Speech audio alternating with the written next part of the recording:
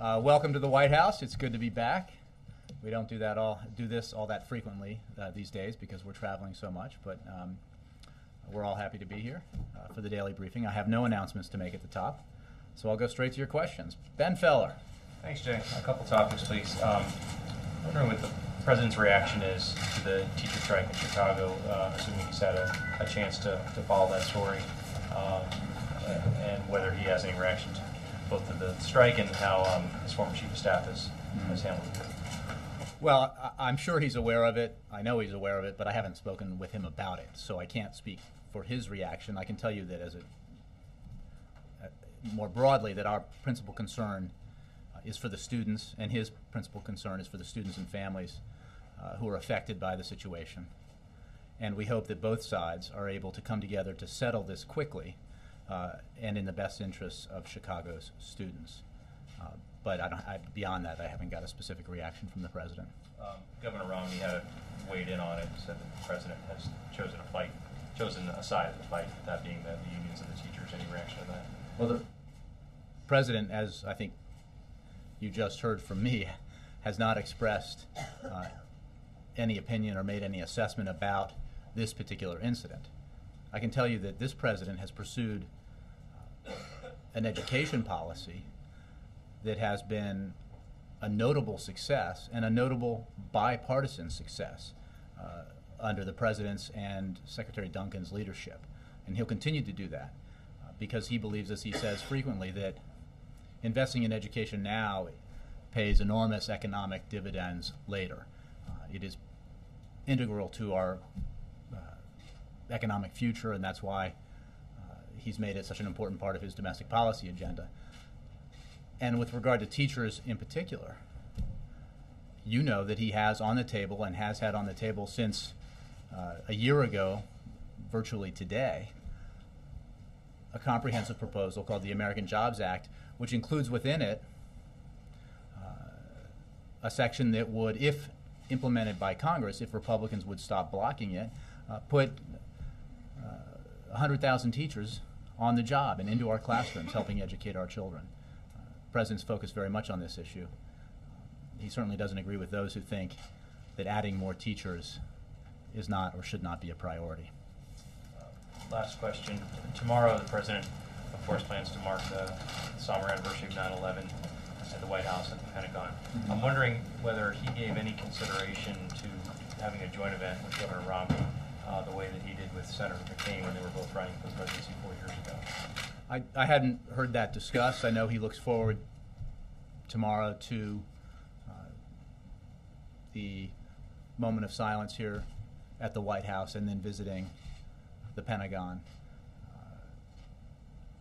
You know, he certainly hopes and knows that Americans across the country will take a moment to reflect upon the events of September 11th, 2001, and all that our country has been through together since then. And especially, I think, take that moment to remember the victims and their families from that terrible event. Yes, sir. Prime Minister Netanyahu said in a TV interview today that Israel and the United States are discussing the U.S. setting red lines for Iran's nuclear program. What, if any, red lines is the President willing to accept in this case? Well, first of all, we have extensive and ongoing conversations and contact with our close ally, Israel, on this issue, as well as a wide variety of other security-related issues. We have the most comprehensive security and intelligence relationship with Israel in history, as attested to by not just leaders from this administration, but from the Israeli government. The President's position, unequivocally, is that he is committed to preventing Iran from acquiring a nuclear weapon. And we share that view with Israel and Israel's leadership in a way that has been made clear again and again. And that's why the President has pursued the policy that he has, that has put together with our international partners unrelenting pressure on Iran to abide by its international obligations and to forsake its nuclear weapons ambitions. We believe that there remains time and space for that effort to bear fruit, an effort that is focused on punitive sanctions to isolate and pressure Iran, and on diplomacy to bring about a change in behavior from Iran. But we've also made clear that the window of opportunity for reaching a solution by that means will not remain open indefinitely, and that the President retains all options on the table in the pursuit of his commitment to prevent Iran from acquiring a nuclear weapon. Will the President meet with Prime Minister Netanyahu when the Prime Minister is at the UN General Assembly towards the end of September? I don't have scheduling updates this far in advance for you. And one other subject, the Treasury has said it will sell $18 billion of shares from AIG, the bailed out insurer, and that will lower the government stake to around 20% from current 53%. What's the implications of this sale in the view of the administration, and is there any desire to show that the administration is getting out of the bailout business in an election, as we move into the home stretch of the election? Well, the announcements you referred to are part of Treasury's ongoing efforts to exit its investment in AIG, to recover taxpayer dollars, and to wind down the TARP program. That has been an effort in progress now for quite some time. And the principles behind exiting investments like the ones in AIG or in General Motors have been that we have been committed to exiting those investments as quickly as practicable, but always with a mind to taxpayer interests. And I think Treasury has the specifics, but what it does demonstrate is an ongoing commitment to recover taxpayer money and to, if you look at the history here and the fact that, as you noted, this will bring down the government investment significantly, I think it demonstrates, again, as with the decision to save the automobile industry, decisions that were made that were politically fraught, but that were viewed by this president as absolutely necessary to ensure that our economy reversed the cataclysmic slide that it was in when he took office, and that steps be taken that prevented an utter collapse of our global financial system that would have led to even more hardship and suffering by the American people here. And the specifics on this program and the way it's worked out, this is all done over at Treasury, but I think that it's safe to say that the President is pleased with the progress being made as we wind down these investments and recover taxpayer money. Jake. Just following up on the subject of Prime Minister Netanyahu, there were reports from an attendee of a meeting between the U.S. ambassador to Israel and Prime Minister Netanyahu about a very heated meeting, and the Prime Minister expressing serious concerns about the U.S.'s or President Obama's failure to specify the red lines beyond which Iran cannot cross, and with suggestions that nobody in the Israeli or Iranian government believes that President Obama would act, that there is no actual threat because no one believes the U.S. would do anything. First of all, can you confirm or what can you tell us about the meeting between Prime Minister Netanyahu and Ambassador Benjamin? And second of all, just what do you make of skepticism that the U.S. would act if Iran crossed a line, because nobody knows what the line is?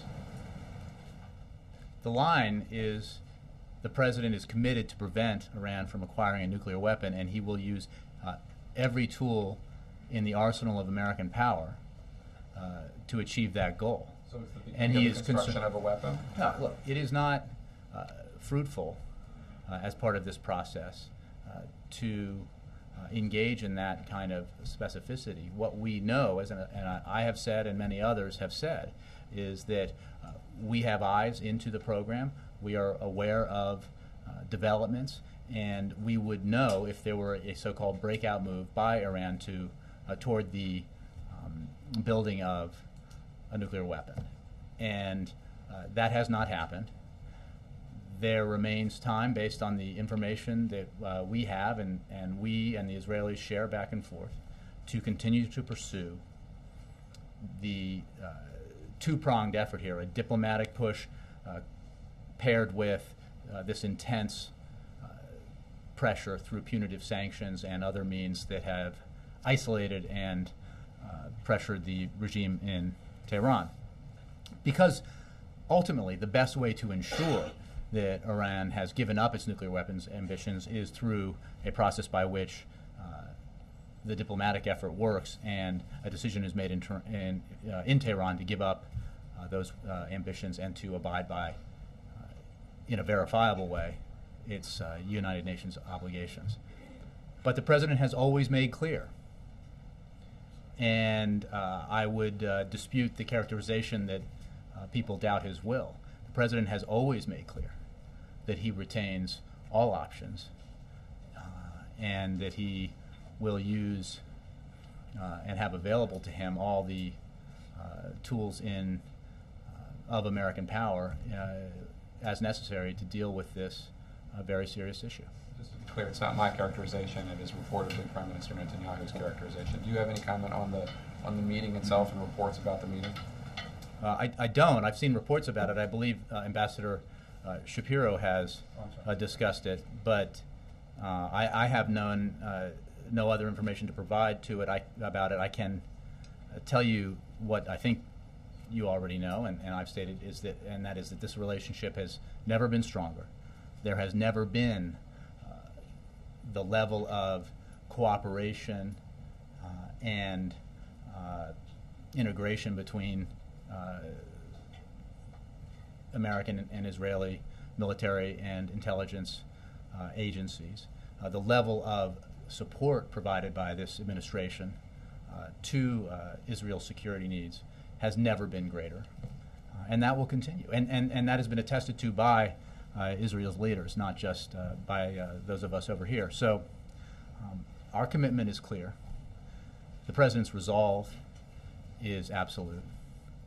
But it is certainly the case that we need to continue to pursue the policy that we've had in place because there remains time and space to do that, and because ultimately, if pressure on Iran, sanctions on Iran, diplomatic isolation on Iran produces a change in Iranian behavior, that is the best way to ensure that Iran does not acquire a nuclear weapon. I'm sorry if I misstated the ambassador's name. No, that's fine. But you do or do not concede that Prime Minister Netanyahu wishes the U.S. would be more public about the red line? I don't want to characterize Prime Minister Netanyahu's position on this or other issues. What I can tell you is that we have regular consultations with the Israeli leadership, including the Prime Minister, Defense Minister, other leaders, on this issue, as well as many others involving Israel's security.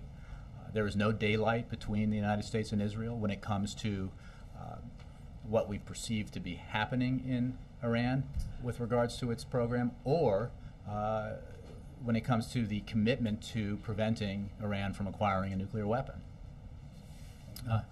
I've been bad of late. I'm not mixing it up a little bit. Sorry. Of the briefing.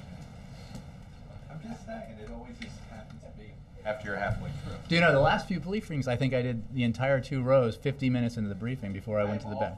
Chuck Todd. No. I'm not. I'm just saying, you always want to mix it up after you've started the exact same way for the first 3 questions. Just an observation. Anybody else have a... Over here, Dan. Wanted to know if you had any reaction at all to the latest poll numbers showing that the president got a little bit of a bounce coming out of the Democratic National Convention, and also reaction to the Romney campaign calling this bounce a sugar high. that will dissipate as voters go to the polls on election day? I'll just say a couple of things. First, those are the kinds of questions that are better answered by the campaign. But I can say, because I've heard the president say it, as well as others around him, that we have always believed that this will be a very close race. And that continues to be the president's belief, as well as the belief of those around him. So if that helps in terms of our assessment of things, that's how we view it. And I think you've heard that stated by not just the president, but members of his team. And the fact that the Romney campaign calls it a sugar high? Again, I just know what we believe, which is that this is going to be a close race. It has been and will be, and the president is very focused on traveling around the country, coming out of the convention in Charlotte and traveling around the country as he did these last several days, explaining to the American people what his vision is, what we need to do to continue moving forward, to build the economy, to help it create jobs, to create greater security for the middle class, and why in this choice between his vision and his proposals and his opponents, he believes his are the right ones, and his opponents are not. And it's not just, as he says, a theoretical or hypothetical conversation or comparison, because we know from recent direct experience as a country what the results of policies like those promoted by his opponent would be, because we know what they were. And they took a situation in 2001 where we had the largest surpluses. We had large surpluses, and surpluses projected to last into the future. We had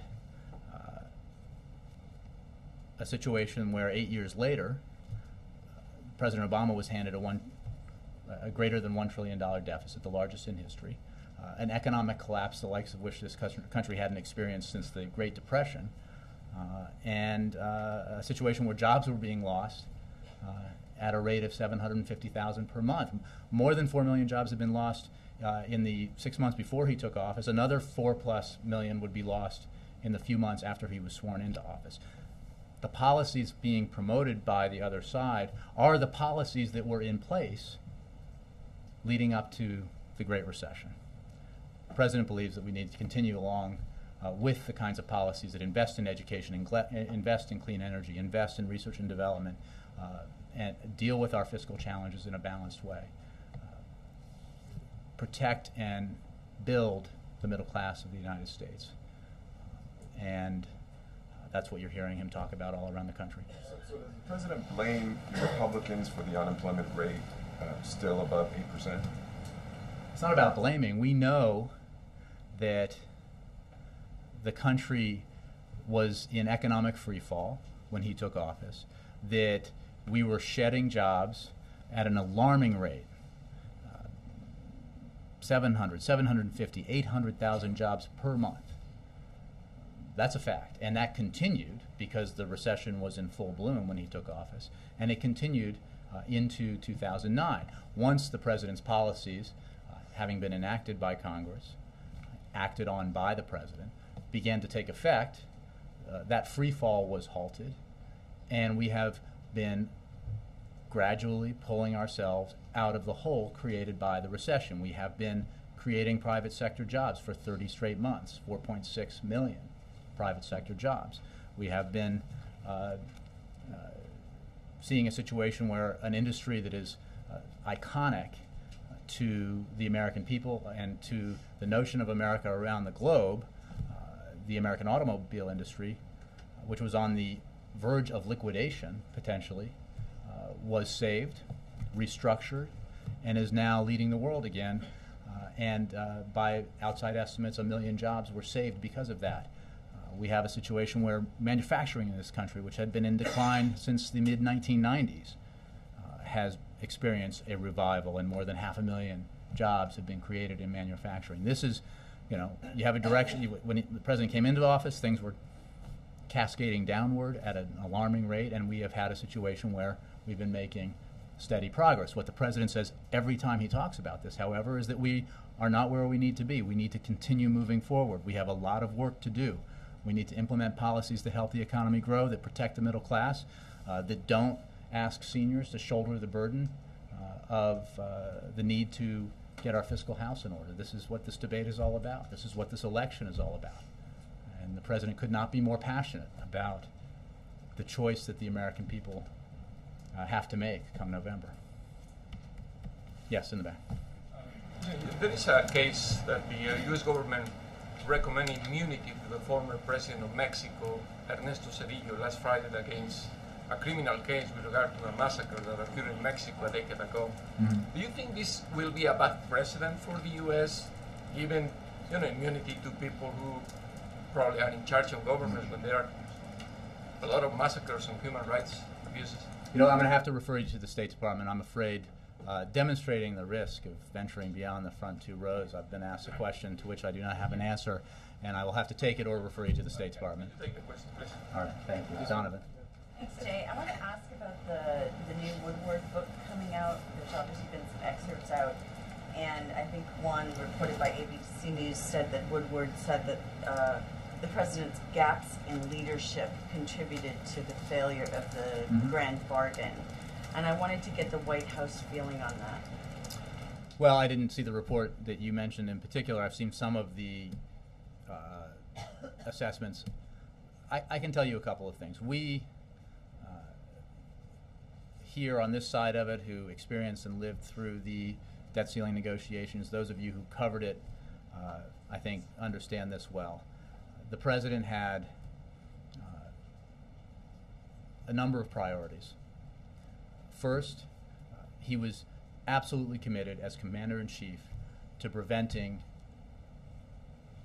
a default by the United States for the first time in its history on its obligations, a default which would have led to serious economic consequences both in this country and around the world, a default which, sadly, some elements in Congress, Republicans in particular, I mean all Republicans, notably in the House of Representatives, seems to relish the prospect of coming about.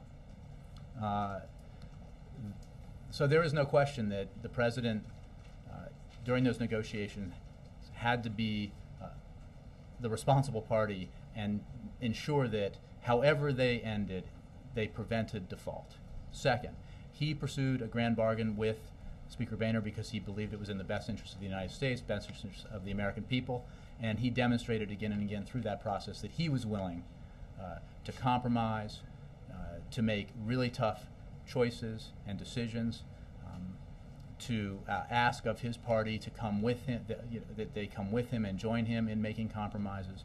And unfortunately, throughout that process, whenever the possibility of a grand bargain seemed in the offing, a grand bargain that had to be balanced in nature, because every bipartisan group that looked at this and every reasonable economist who looked at this agreed that a solution had to be balanced in nature. It had to include cuts in domestic spending. It had to include reforms in our entitlement programs, and it had to include revenues. Every time that became a possibility, House Republicans walked away. I mean, don't forget, this is a party where every one of its would-be presidents stood on a stage and said they would not accept a deal, a grand bargain that included $1 in revenue from millionaires and billionaires, just $1 for every $10 in cuts, which is a ratio that is preposterous on its face.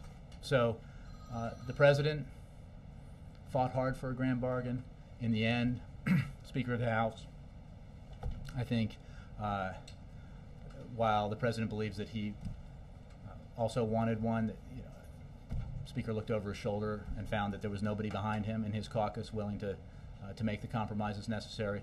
And what resulted was the Budget Control Act that did two things: locked in cuts that had already been agreed to, committed Congress to finding another $1.2 trillion, I believe, in reductions, and ensured that we did not have the kind of game of chicken with our debt ceiling that we had engaged in last summer that caused enormous economic damage, even though default never came about. the president's leadership in that was, from my perspective, significant, and his commitment to trying to find a reasonable compromise was both sincere and deliberate. In the end, unfortunately, the Republican position was, as it continues to be, which is that they would rather see dramatic cuts in national defense, dramatic cuts in research, innovation, education, infrastructure, border security. They would rather see all of that than ask millionaires and billionaires to go back to the marginal income rate that they had under Bill Clinton, when, by the way, the economy created 23 million jobs. It grew at a pace that we hadn't seen in half a century. The middle class got stronger, and millionaires and billionaires were coined regularly. So that's the choice that that's the conflict that existed last summer, and unfortunately it continues to be the source of our fundamental disagreement now, and that's very much a part of the discussion that we're having in this election.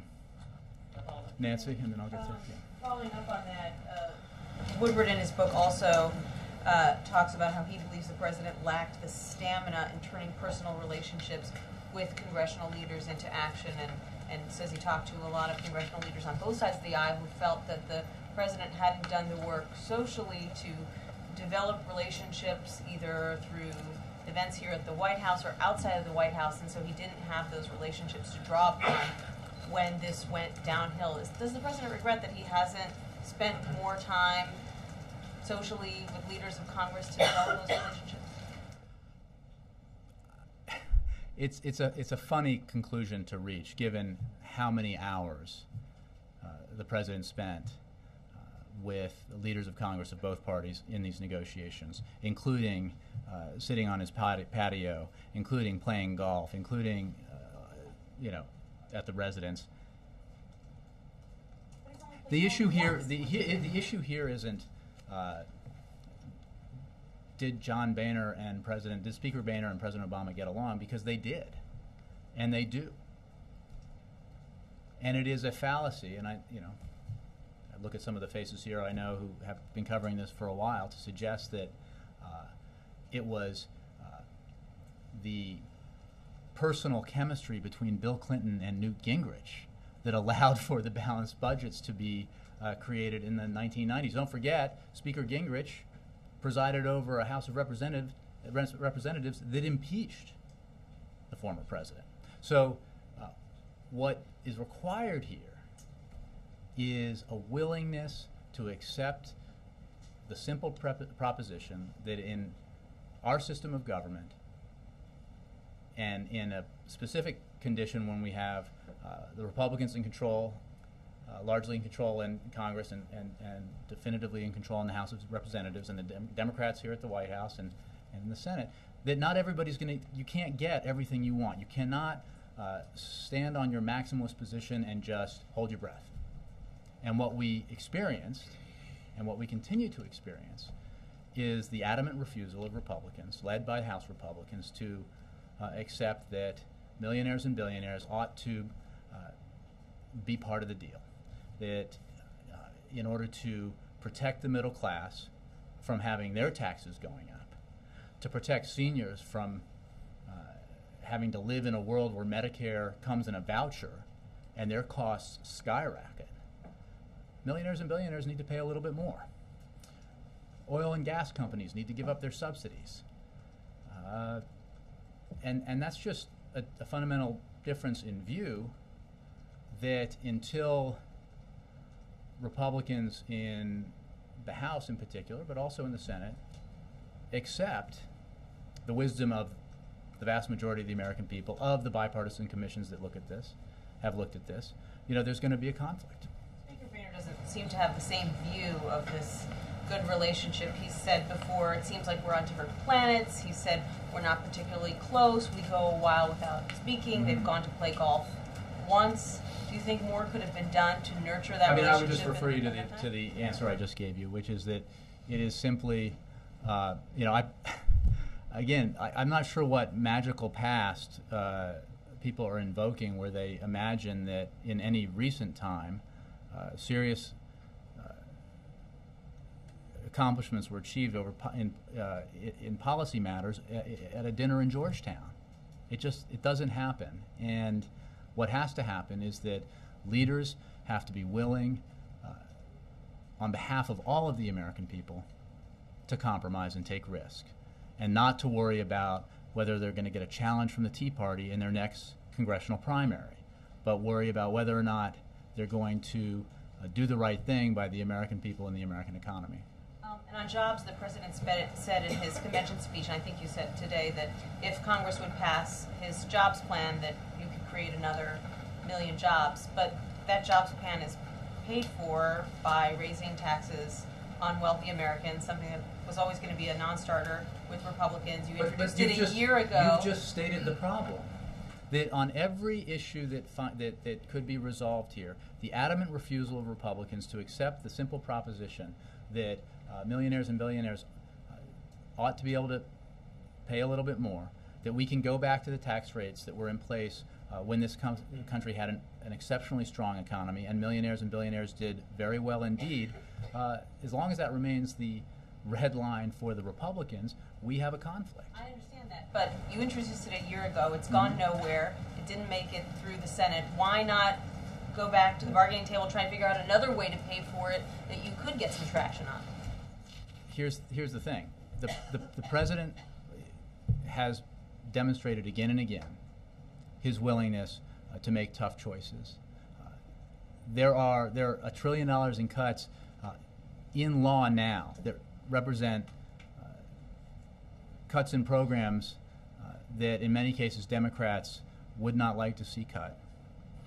As the president said, it is simply a fact that because of the fiscal situation we're in, it was necessary to make those cuts.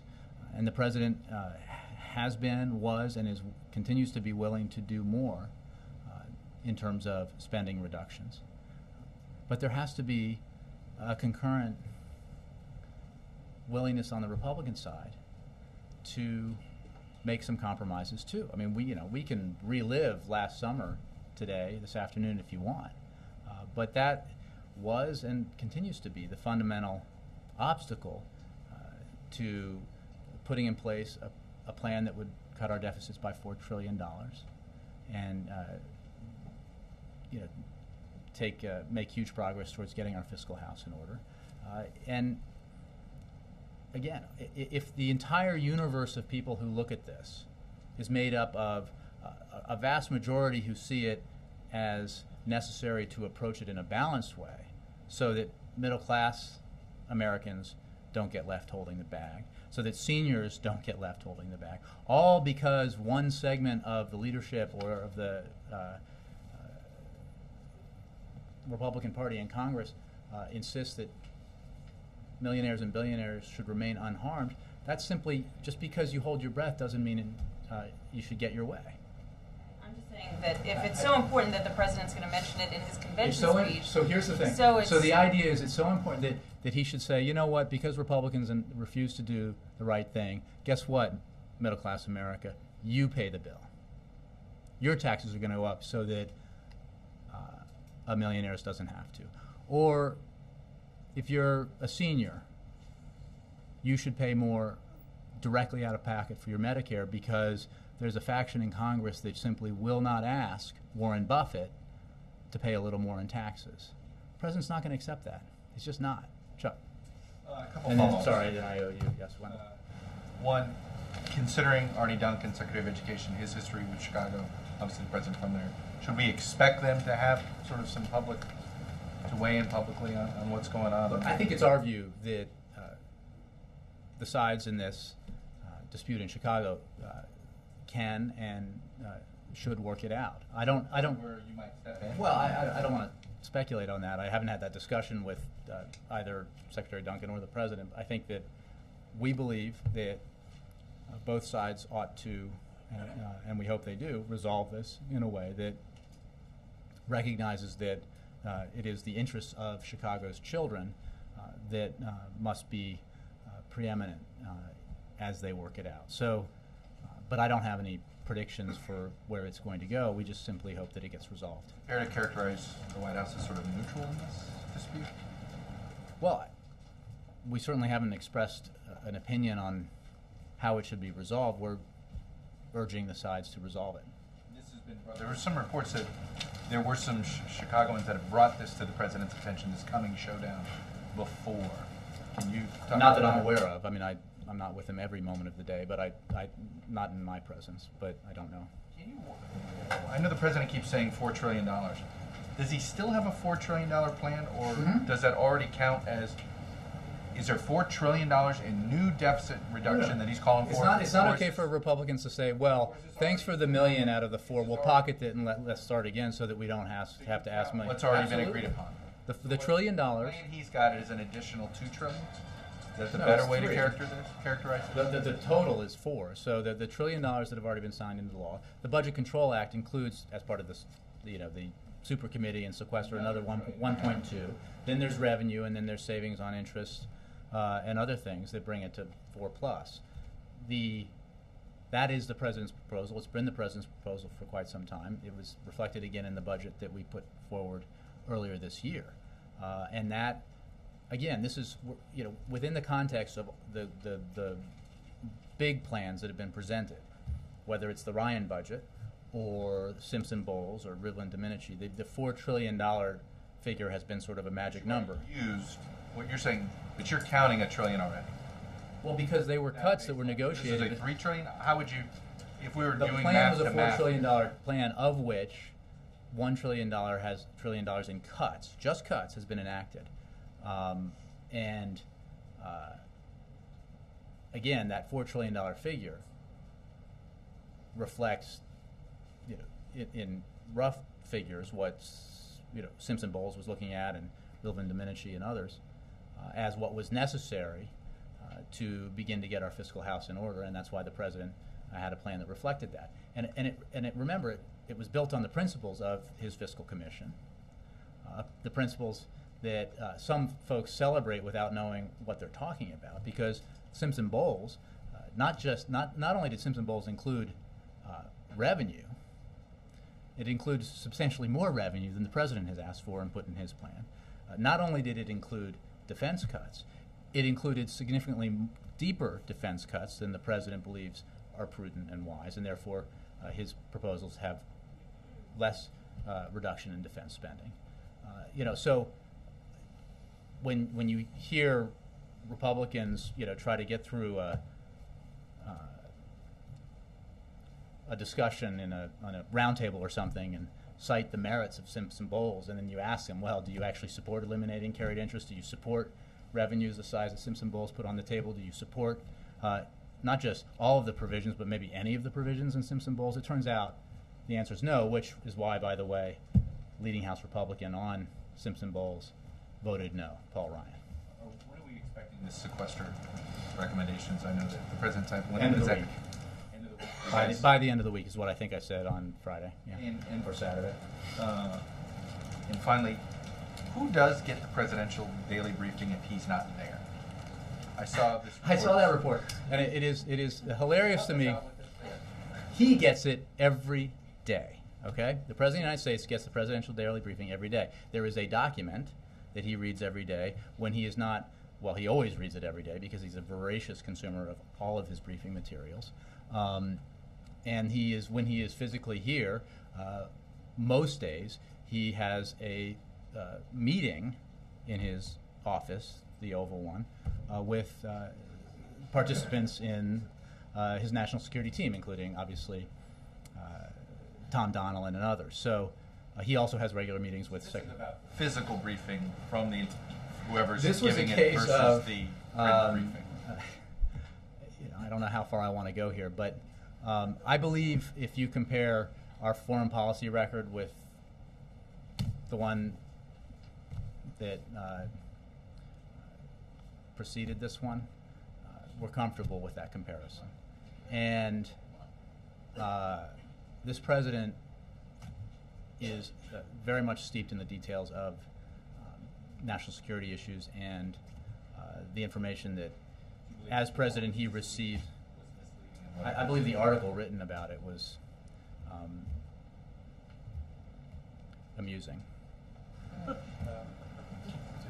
Julian. Wendell, sorry, I owe one. Sorry. You owe me a couple. I owe you a couple or a coffee? A couple. Coffee too, actually. It'd be nice, you know. Can you bring coffee? We can solve something. As we chase this new book by Mr. Woodward, I don't think you have to chase it. You can probably buy it. I am sure he wants you to buy it. he asserts that the idea for sequestration came out of the White House, if not from the president himself. Can you confirm that? I love this too. The president pushed as hard as he could for a grand bargain to be balanced to include revenues, and then for a sequester to include revenues. Why doesn't it include revenues? I'll ask you. Why do you think it doesn't include revenues? Because John Boehner, Eric Cantor, Mitch McConnell, Paul Ryan adamantly refused to ask oil and gas companies, billionaires, millionaires, to contribute a dime to the cause of getting our fiscal house in order. So the sequester, as it exists, reflects not the president's principles, but the insistence by Republicans that no revenue be included in it, which again goes back to the fundamental conflict that they would rather have deep cuts in the military budget, they would rather have deep cuts in education, in border patrol, in innovation, in infrastructure, and we know in Medicare, then accept the idea that everyone ought to do their fair share. So, and let's not forget, as I'm sure none of us could ever, that the Budget Control Act was not just passed with majorities of both parties in both houses. It was celebrated as a victory by Republicans, including House Republicans, including notable House Republicans at the time.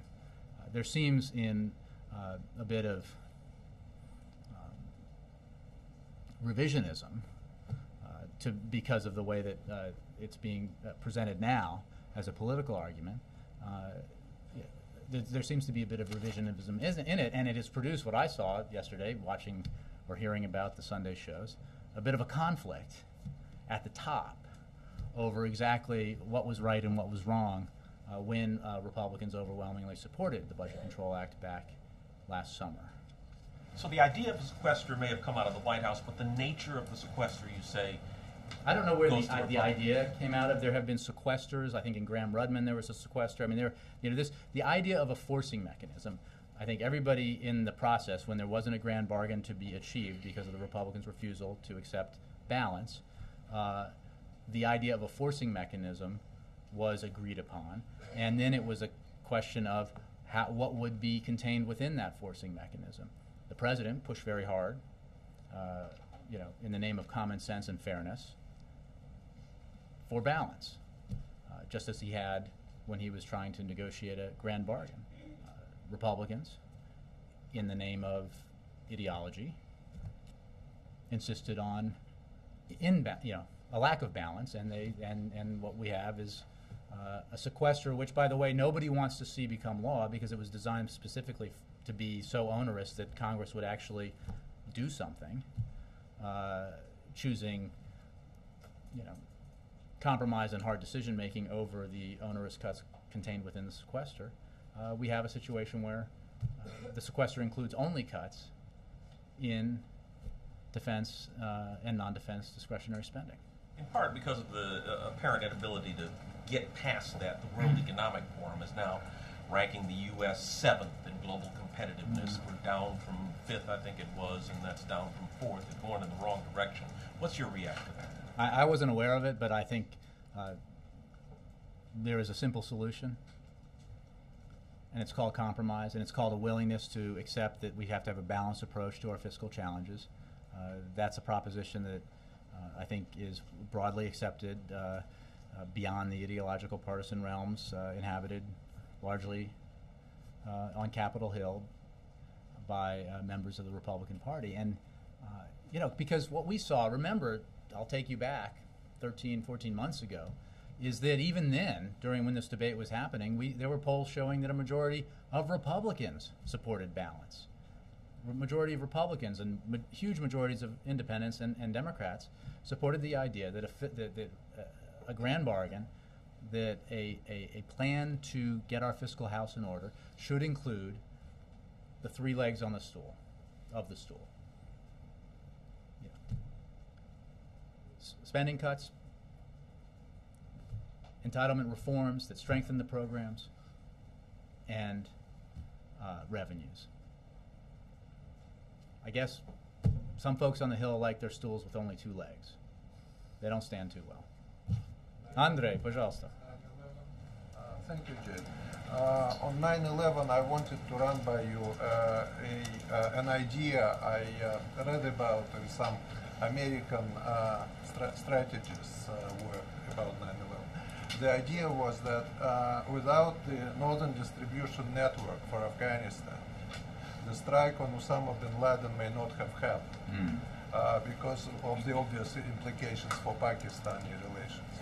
So I guess my question for you is, to the best of your knowledge, was NDN as important as all that in the equation?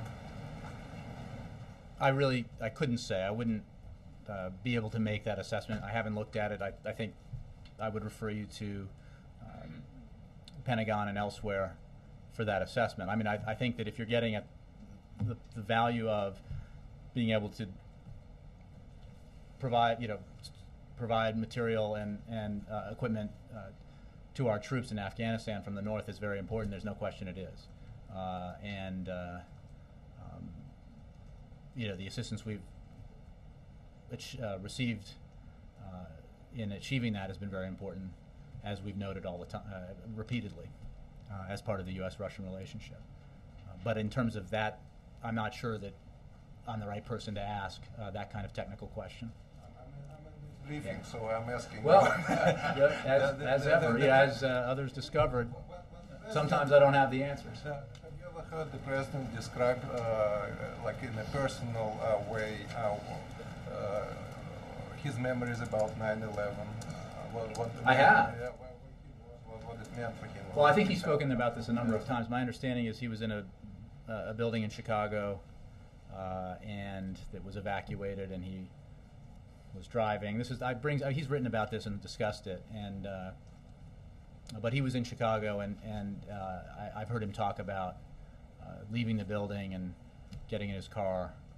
But my memories of his accounts are probably not entirely reliable, so I would point you to what he said on the record about it. Do you want the memories of that day to live on, or basically for the people to get back to normal, sort of? I don't think it's. I think it's important to remember. I think most people probably can't forget. Ann and I remember where we were. We were on Air Force One on 9/11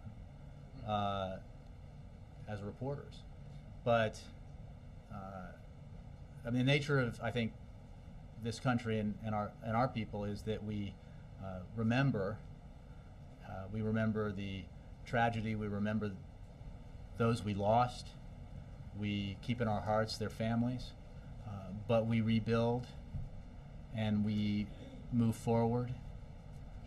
As the president said in his speech last week, a new tower is rising over the skyline in Manhattan, and I think that's testament to the kind of people that we have here. But we don't forget either. Juliana. Initiative announced today that in addition to President Obama, that Governor Romney would be addressing its meeting at the end of the month. Do you think that undercuts any of the arguments that President Clinton was making against Governor Romney last week? No. Well, I think I have no idea what any of the other participants are going to say at that forum, but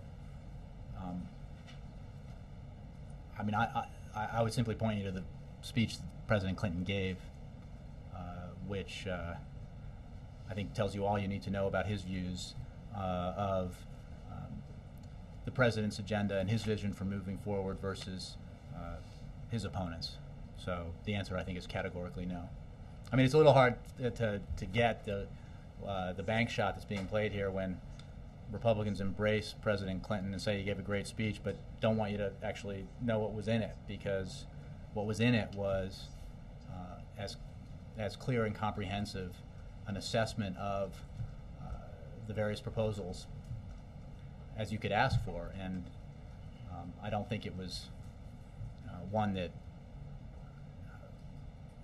reflected well on the idea that we ought to go back to the policies that we had that led to the recession, that produced the biggest deficits in history, that created a situation where the middle class, which was already under stress, suffered mightily, and then take those policies, double down, and ask seniors to accept a voucher instead of Medicare. I didn't hear any endorsements on that. Also, the end of this week marks the 4-year anniversary of the collapse of Lehman Brothers. Will the president be doing anything to mark that date, and also does he think now, 4 years later, that Wall Street has learned its lesson? I'm not aware and don't believe he'll be doing anything to mark that date in particular. I think that using an adage applied in a different circumstance, the president believes that, well, I won't use the adage, but I think that our financial sector is incredibly important to our economy. There is no question about it. That's why it was essential to the cause of getting the collapse under control and reversing it, that we take the steps as a country that we did to stabilize the situation in our financial sector. It was absolutely just as important to push through Wall Street reform to ensure that the kinds of things that led to the Great Recession, that led to the near collapse of our financial markets, could not happen again, and that taxpayers would not be on the hook when institutions failed. And that's why he fought so hard to pass Wall Street reform, and why he is fighting so hard to keep it against an all-out assault by those who believe that it's the right policy to undo Wall Street reform, let Wall Street write its own rules again, and hope that it turns out differently. He certainly doesn't agree with that. Thanks. Thanks all. I appreciate it.